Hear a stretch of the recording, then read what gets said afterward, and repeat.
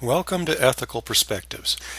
This is designed for people who are not experts in ethics. We're going to give you a hand on understanding and applying some commonly held ethical models.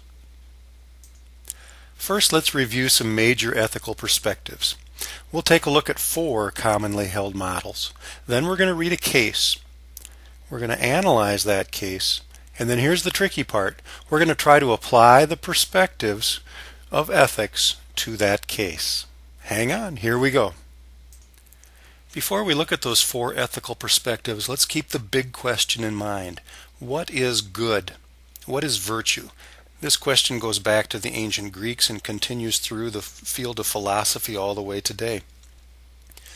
Is it just to not willingly do evil to others? Socrates would say yes, that's a great way to start out. Is it the embrace of pleasure and hedonism? Is it acting in our own self-interest, everyone else acting in their own self-interest, and together we do good because it is in our self-interest to do good? Is it sacrifice on our own self-interest for the community good? Whatever model you choose to follow, you end up with the question of what is the standard? What is the definition? How do we articulate what is good, what is virtuous, so the rest of the people will understand us? Not easy questions. Let's take a look at 4 models. Relativism might answer this question by saying, we know what's good. We know what we're supposed to do and what we're not supposed to do. It makes sense to us if you just pause for a moment and think about it.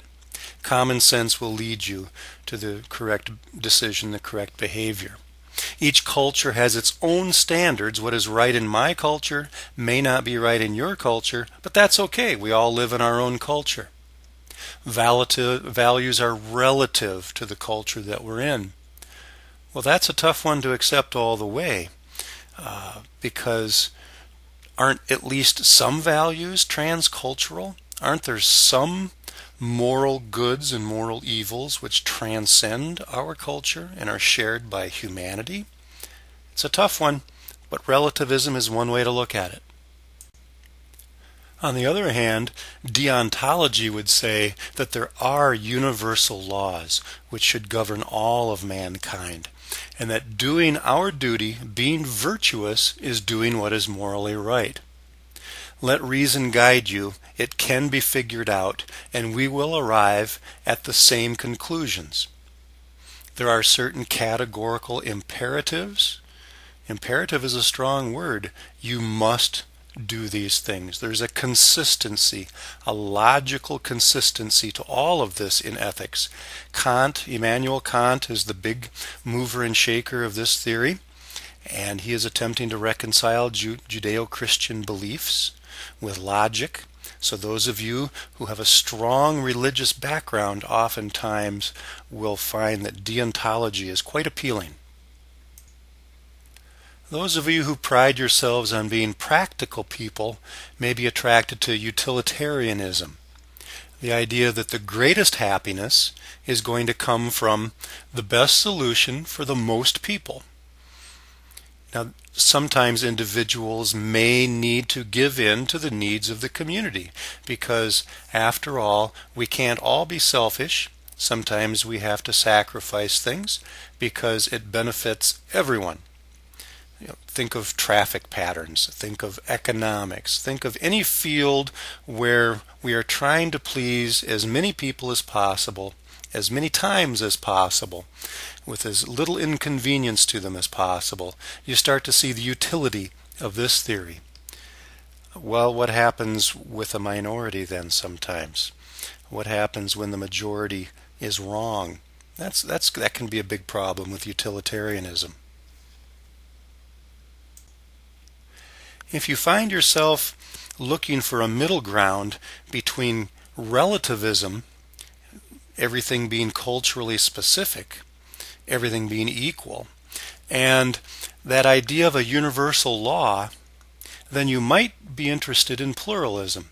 The idea that there are many goods and values that are culturally specific, but there are some things which are transcultural, some things which are so important that every human being shares them simply by nature of being human. Now, this is not an easy philosophy. This is not an easy way of looking at ethical behavior. You need to investigate everything. You need to question everything. It's not simply enough to accept the rules or to accept your duty or to seek happiness. What you need to do is question if and when and why. Existentialists love to question things.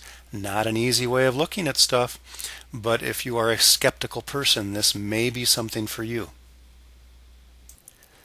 Let's look at political campaign blogs. We can't dismiss this simply as politics as usual, therefore there are no ethics involved. Yes, there are. We have negative campaigning going on. There's probably some limits. There's probably some standards. Let's figure out whose standards and where are they at. This is especially interesting when we look at traditional media versus new media. A blog would be an example of new media or Web 2.0 technologies. Do they have different standards? Do they have the same standards? Should we expect the same sort of behavior from new media as traditional media? Also, we have codes of ethics for civil employees, and we have civil liberties. When do those two things reinforce each other? When might they come into conflict? Let's look at that from our ethical perspectives after we look at whether this case is a good one to investigate more closely. Before we look at the ethics, let's pause and do an initial analysis of this case. Look at the premise and the conclusion of the writer. What are they presenting? What are they concluding? Those are the main ideas that we need to keep in mind. Then, did they present their case clearly and concisely? Does it make sense? Does it logically fall from their premise to the conclusion? Are their facts correct? If those things aren't true, then you and your classmates are probably going to be confused. You're going to be talking past each other. You're talking about a faulty case. Your final evaluation should be, this is worth investigating. If it's not, let's stop. There's no sense trying to apply an ethical model to something that isn't going to make sense. As we move to an ethical analysis of the case, keep in mind that you have 4 perspectives. You need to look at this in 4 different ways. Now, it may be that your case leads you to compare 2 of them or 3 of them, maybe not all 4 of them, but we want multiple perspectives. As you try on the different models, remember that we're not looking for guilt or innocence beyond a reasonable doubt. In legal talk, we're thinking about a preponderance of the evidence. Which model fits best? And it may be that none of them fit perfectly. That's okay. We don't expect them to fit perfectly. They're models of reality. They are not reality themselves. What fits best?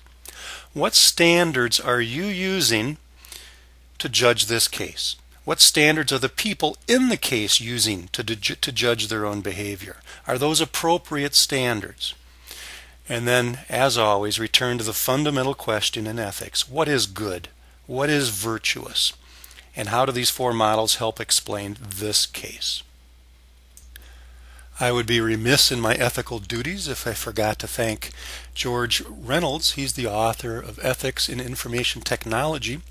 I used his 3rd edition, specifically the appendix, to summarize those ethical models. Also, Sandy Lefebvre, she's a professor at West Valley College. Thanks for sharing a lot of your stuff online. I don't know if that web link is still valid, but a lot of your stuff is there.